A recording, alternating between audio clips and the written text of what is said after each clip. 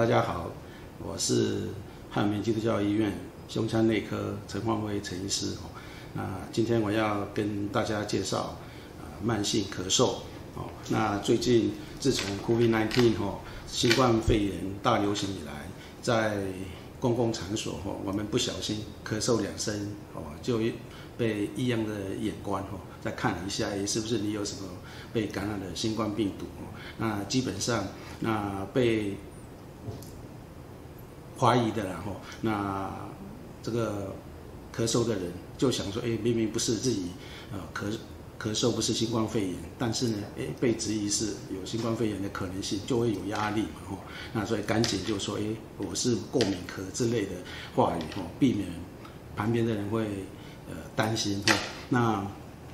有时候过敏性咳嗽的人也是很多啦那尤其是在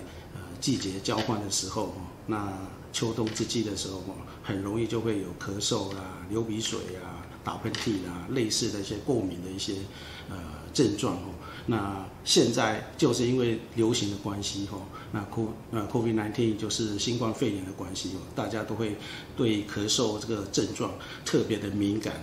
那所以现在要跟大家说其实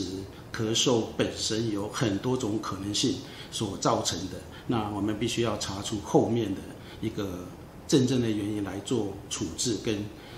治疗，才有办法解决这个问题那大部分的民众病人本身很容易把咳嗽当作是一般的感冒在做治疗，那通常去一般的药房买成药来吃，或者是诊所去看拿药，吃了大概几次之后症状有改善，但是停药之后又开始症状又复发了，所以相当的困扰。那要怎么办呢？如果是一般的感冒，要吃了1个礼拜的药，通常就会改善了自然就会好了。那如果这个咳嗽2-3个礼拜都没有好，那就是要查出原因才有办法治疗那不能把咳嗽这个小症状当作是一个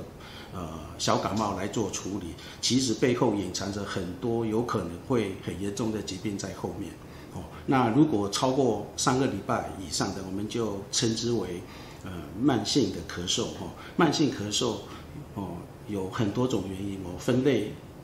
上呼吸道型的还有下呼吸道跟消化系统性的咳嗽所以要针对这几种我们要来分析，才有办法治疗这个慢性咳嗽的问题。那比较重要的是下呼吸道那上呼吸道大部分都是因为鼻涕倒流了、过敏性鼻炎、鼻窦炎所造成的一些慢性咳嗽那我现在要介绍的就是胸腔科的比较重要的一些疾病会造成慢性咳嗽的一些症状，所有的很多病有一些咳嗽是共同性的那当然必须要分辨到底是哪一种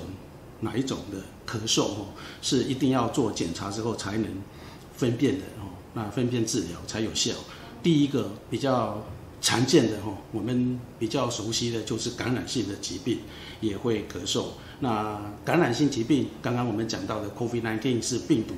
冠状病毒感染所造成的咳嗽，那当然也有一些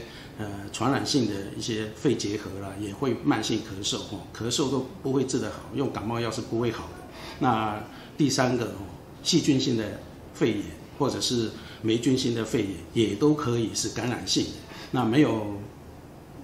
做检查其实是我们一般是分不出来的，一定要在医院里面做一些检查才有办法分辨出来。那医院是怎么做？医院是要抽血检查痰液检查、血液培养、照 X 光片，才有办法分辨说到底是哪一种才会分辨出来之后来做进一步的治疗才有办法根治那第2个是比较严重的大家闻之色变的一个疾病，叫做肺部肿瘤。肺部肿瘤主要也是一种咳嗽也是一种主要的表现当然也会有一些其他的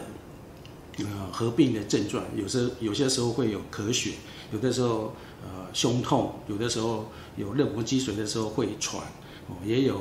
可能体重减轻等等一些症状表现为主。那要怎么样子去做鉴别诊断？必须要我们也可以抽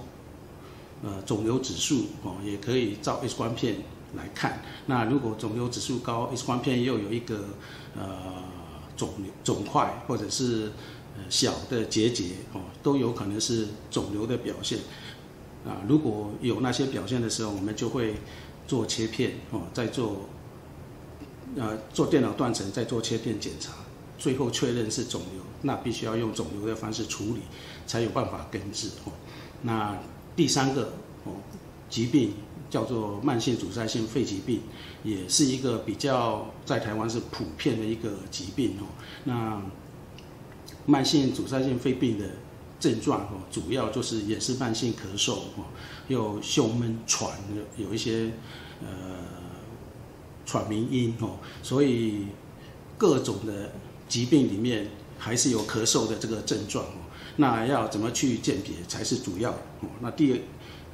这种慢性阻塞性肺病是一种气管慢性发炎的一个状况。那慢性发炎之后，我们的气道会变狭窄、肿胀，分泌物会增加，造成呼吸不顺、痰会多，这种症状会出现。那如果影响到肺泡，肺泡会变大，间隔会被破坏，外面的微血管网也会减少跟破坏，造成我们的氧合作用会减少，所以阻塞性肺病这样子的病人，有可能也会有咳嗽，慢性的咳嗽，也会呼吸喘，爬个2层楼，他就会开始喘起来，类似这样子的状况。那要来医院做肺功能检查。那肺功能检查确定是阻塞型的肺病的时候，我们临床上可以用一些支气管扩张剂。那支气管扩张剂有时候必要的时候，用一些的类固醇可以治疗的疾病。那如果确定诊断之后用药，那可能就很快就会慢性咳嗽就会改善了。第三个就是气喘，气喘也是跟阻塞性肺病有一点类似，它也是一个慢性气道发炎性的疾病。那通常这一类的病人，他的父母有可能会有一些类似的过敏啊，或者是气喘病的病史。这种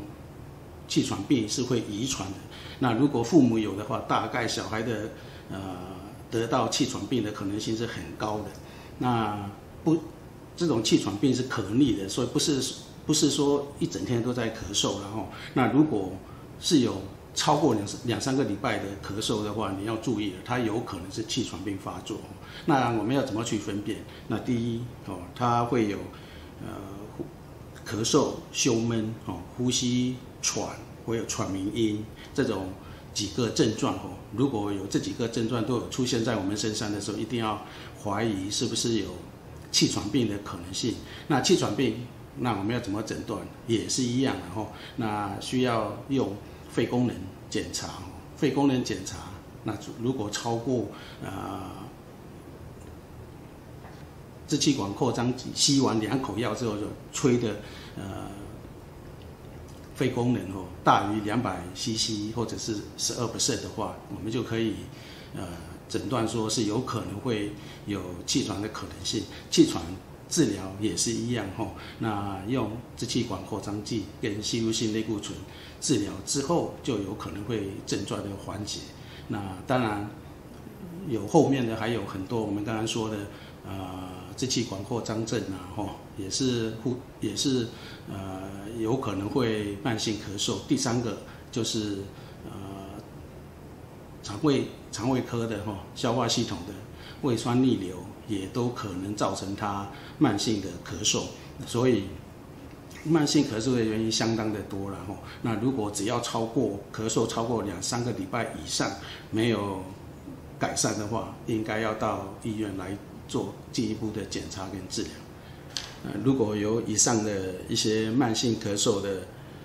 状况请到汉民基督教医院找陈焕维医师，我会帮大家解决你的困难，谢谢。